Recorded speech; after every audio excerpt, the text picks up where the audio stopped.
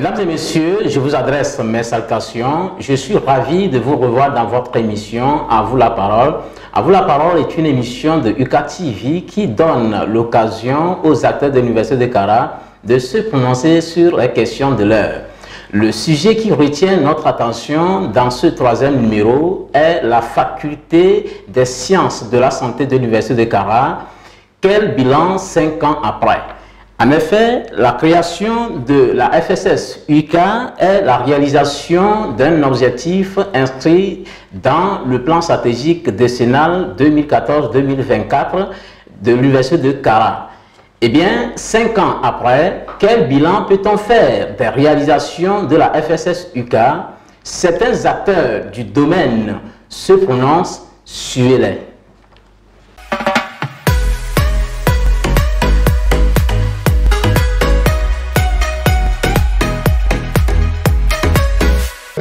Avec la création de la faculté des sciences de la santé, ça a permis la mise en place de la section locale de l'association étudiants en médecine et pharmacie du Togo, la section Kara. Les membres de la dite association se sont rapprochés de la population de la région de la Kara et ses environs. Depuis la création de la faculté, nous avons eu à faire des campagnes de sensibilisation et de dépistage sur les infections sexuellement transmissibles, le VIH-Sida, les hépatites virales. En octobre 2020, nous avons eu à faire une campagne de sensibilisation et de dépistage du cancer du col de l'utérus et du cancer du sein. Ça a vu la participation massive des jeunes femmes et des adultes de la région de la Kara et de ses environs. La dernière en date, la dernière réalisation est la campagne de sensibilisation et de dépistage sur les maladies et les facteurs de risque des maladies rénales. La création de la faculté des sciences de la santé a permis à la population de la région de la Kara et de ses environs d'avoir d'utiles informations par rapport à leur santé. Il faut se réjouir également de la réussite en un nombre significatif des enseignants qui étaient de niveau de maître assistant, qui sont devenus des agrégés en 2018 au titre de la faculté des sciences de la santé de l'Université de Kara. Si la faculté ne travaillait pas beaucoup et si les enseignants qui étaient d'abord assistants, maîtres assistants ne se mettaient pas beaucoup à l'œuvre, l'Université de Kara ne se serait pas félicitée d'avoir eu 100% de réussite des enseignants en 2018 au concours d'agrégation du CAMES. Je crois que c'est également à mettre à l'actif de la faculté. Nous avons été tous surpris en 2020, notamment plus précisément à partir du mois de mars, il y a donc un an, par la pandémie au Covid-19. Et nous avons vu comment les agents ou les enseignants de la faculté des sciences de la santé, aidés dans leur tâche donc par les étudiants en formation, ont participé activement à la lutte contre cette pandémie au sein de l'Université de Kara.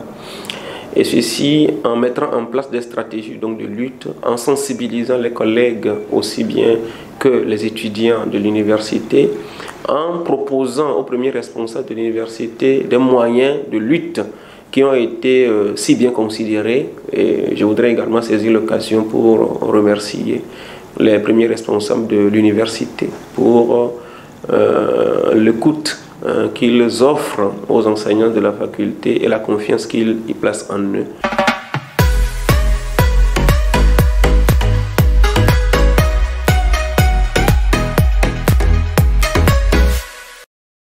Chers téléspectateurs, pour dresser le bilan des 5 années d'existence de la FSS UCA, nous avons le plaisir et l'honneur de recevoir sur notre plateau professeur Azuma Komi de l'ADEM, professeur titulaire de pédiatrie et génétique médicale.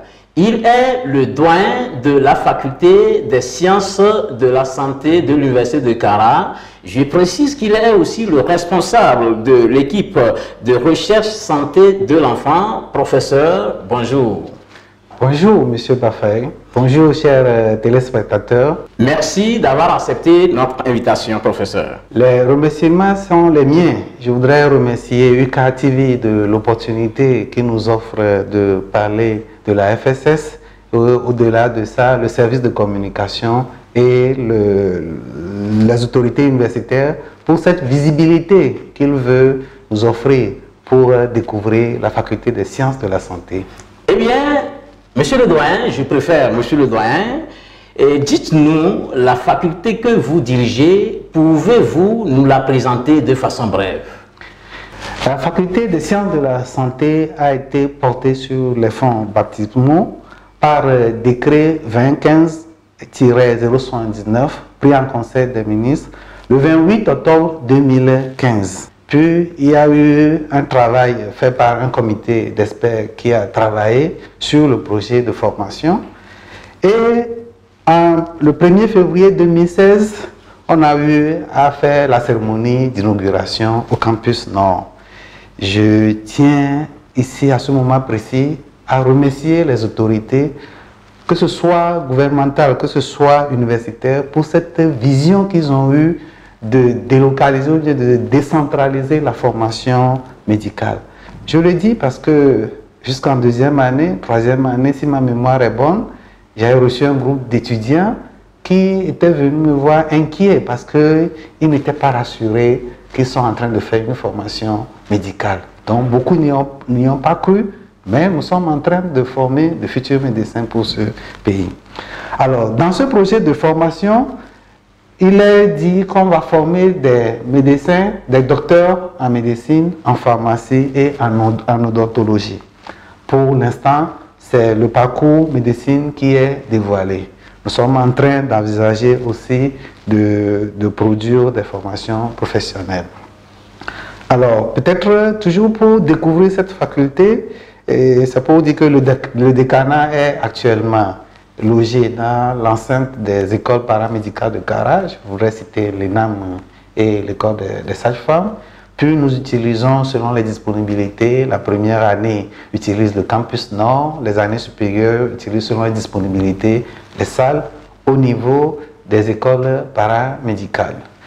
Alors, cette formation, c'est une formation pratique et théorique avec des stages en milieu hospitalier. Et ces stages aussi sont des unités d'enseignement.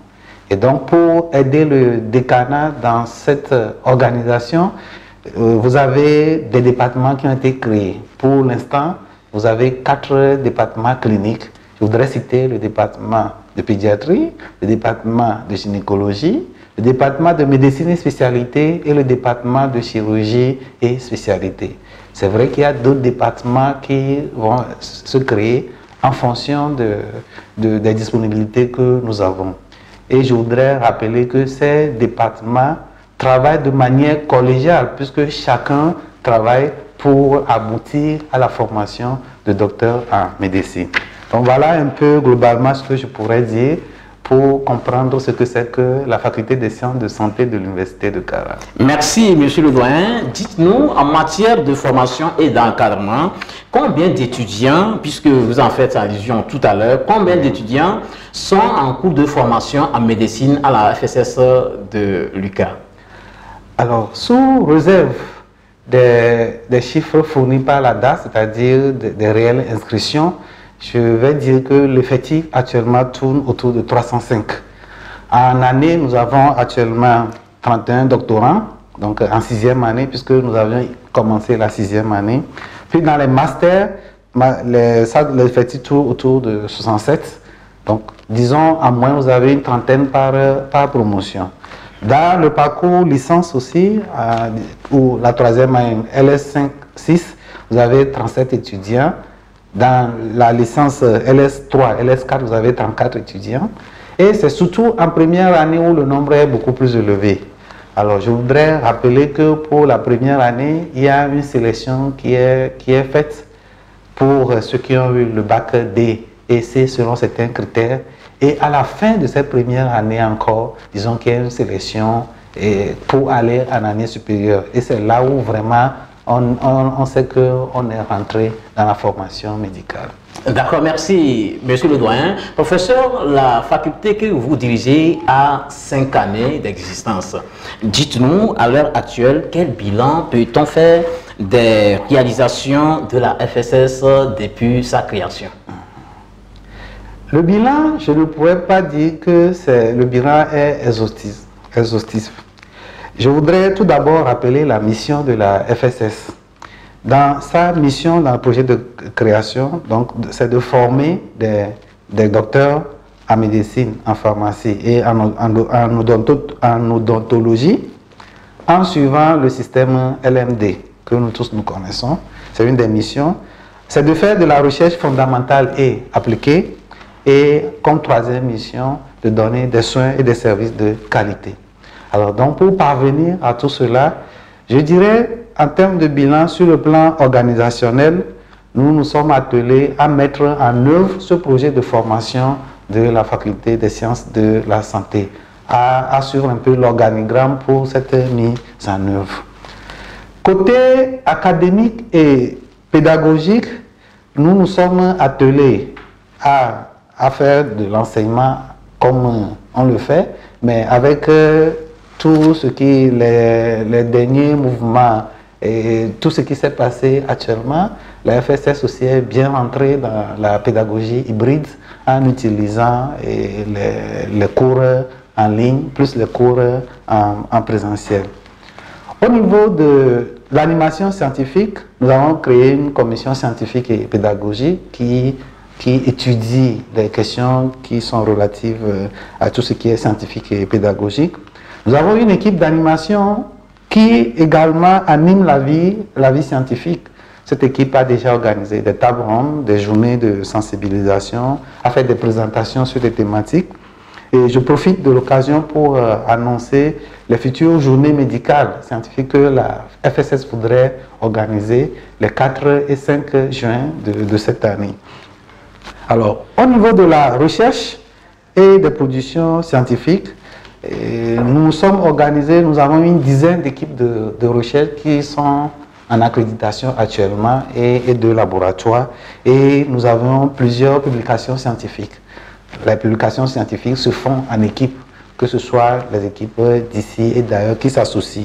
Et c'est dans ce cadre que tout cet ensemble-là a permis aussi de permettre l'inscription ou la promotion des collègues aussi sur la liste du CAMES. Actuellement, nous avons une vingtaine d'enseignants de rang A, donc de maîtres de conférences agrégés, et autant d'enseignants de rang B. La FSS participe aussi au service à la communauté, puisque nous faisons des journées de sensibilisation sur les maladies dans le cadre de la santé. Nous avons participé à la lutte contre la Covid. Nous animons aussi la vie universitaire avec les autres facultés.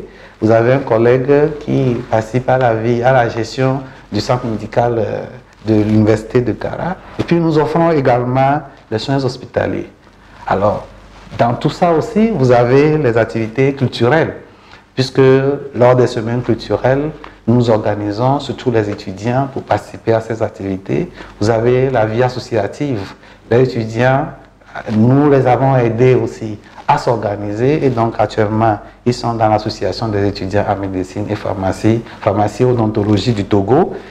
Ils font des jeux concours, des génies en herbe, et je voulais les féliciter pour ça.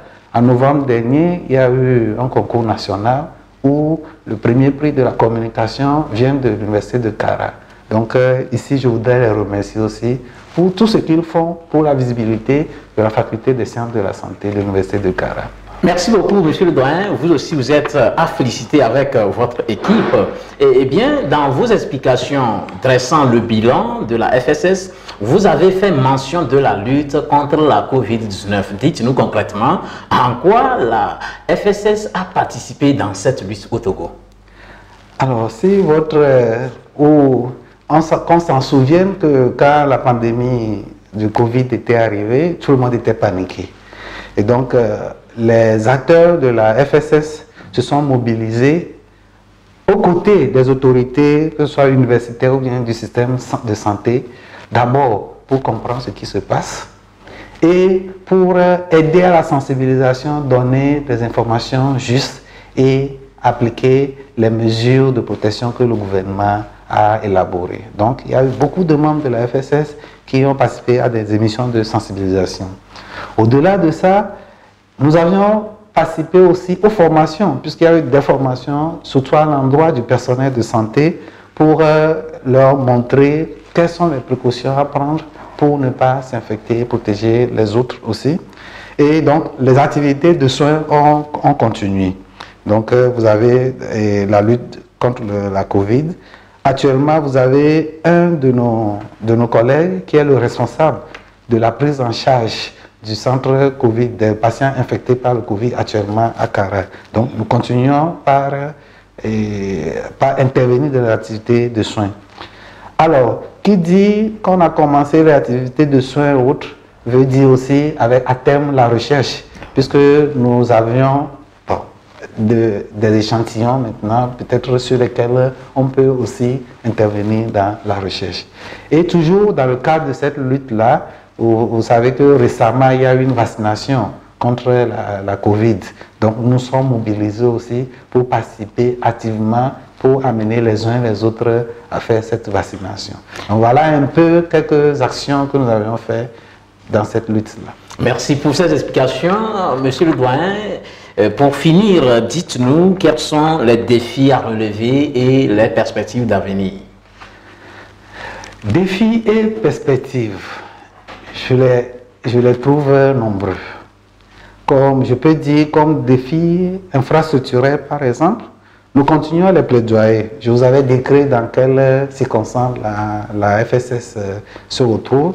Donc nous continuons les plaidoyer pour qu'on ait une construction de locaux, le bloc, que ce soit le bloc administratif, que ce soit le bloc pédagogique avec les laboratoires, avec leur équipement. Donc nous continuons de plaidoyer à ce propos. Le défi semble aussi organisationnel.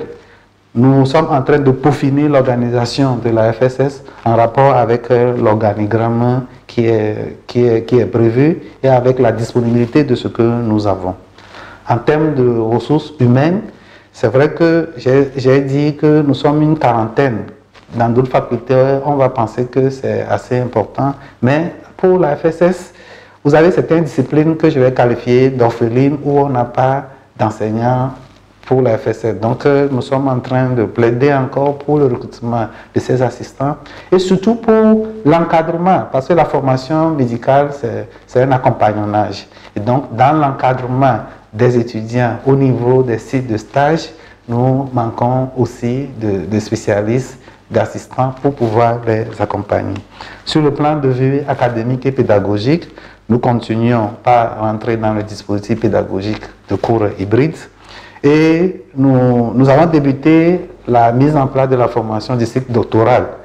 Donc, il y a ce travail à faire jusqu'à mener cette première promotion en thèse. Et nous pensons élargir l'offre de la formation en mettant en place aussi des masters professionnels. Côté recherche, donc, nous avions dit que nous sommes en accréditation des équipes de recherche.